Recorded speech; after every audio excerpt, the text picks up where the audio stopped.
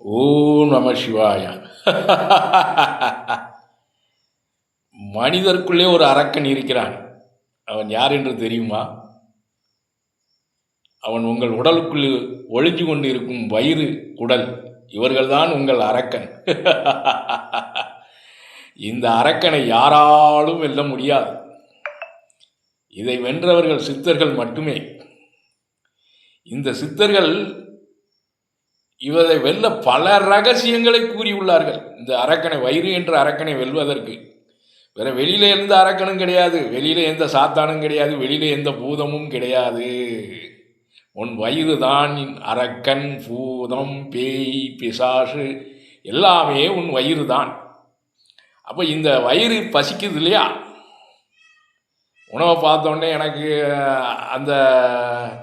அதை சாப்பிடணும், இதை சாப்பிடணும். இந்த வயிறு என்ற அரக்கனை வெல்வதற்கு சித்தர்கள் பல யோக நிலைகள் கூறியிருக்கிறார்கள்.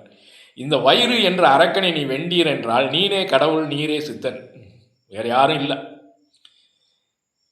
அப்போ உனக்குள்ளே இருக்க அந்த அசுரனை வெல்லணும். அதுக்கு பல வழி சொல்லியிருக்காங்க. எனக்கு தெரிஞ்சும் கூட என்னால் வெல்ல முடியல. அப்போ எவ்வளோ கஷ்டம்னு பாருங்கள். அப்போ இந்த வயிறு என்ற அரக்கனை வெல்ல தன்னையே தியானம் பண்ண வேண்டும், தியாகம் பண்ண வேண்டும்.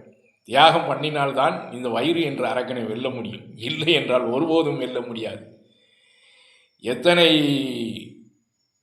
ஒரு நாள் நீங்கள் உணவை எடை போட்டு கொள்ளுங்கள். ஒரு நாள் எவ்வளோ உணவு சாப்பிட்றீர்கள், அந்த அரக்கன் எவ்வளோ சாப்பிட்டு கொண்டே உள்ளே இருக்கிறான்.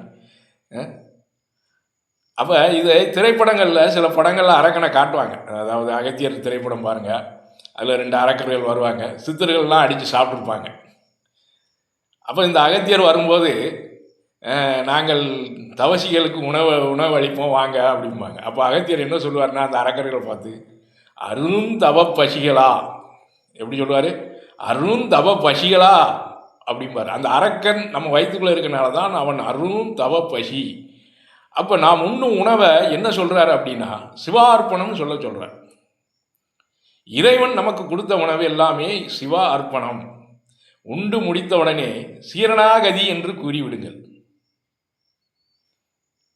அப்போது இப்படியெல்லாம் உணவை இந்த வயிறு அசுரனாக நம்ம உடம்புக்குள்ளே இருந்து கொண்டு இல்லாத சேட்டைகள், ஆசைகள், இந்த கண்ணு பார்த்தோடனே அதை வாங்கி போடுறான், காது கேட்டோடனே அதே வாங்கி போட்டு சாப்பிட உள்ள தள்ளு வயிற்றுக்குள்ளே.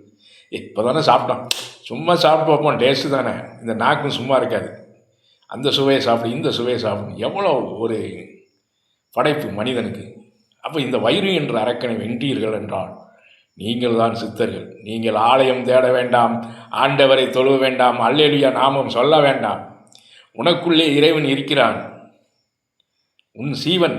அதைத்தான் இந்து மதத்தில் சிவன் என்று கூறுகிறார்கள், வேறு யாரையும் கூறவில்லை.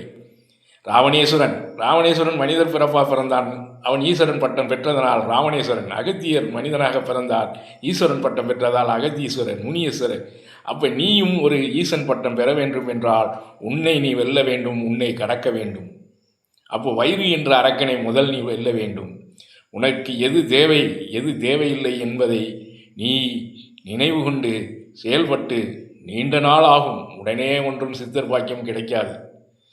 பல ஆண்டுகள் ஆகலாம், பல லட்ச வருஷங்கள் கூட ஆகலாம். தியான நிலையில் அமர்ந்து ஞானத்தை பெற்று அமிர்தத்தை உண்டாயானால் உன் அரக்கன் உனக்குள் அழிந்து விடுவான்.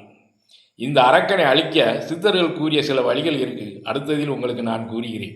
ஓம் நம சிவாய.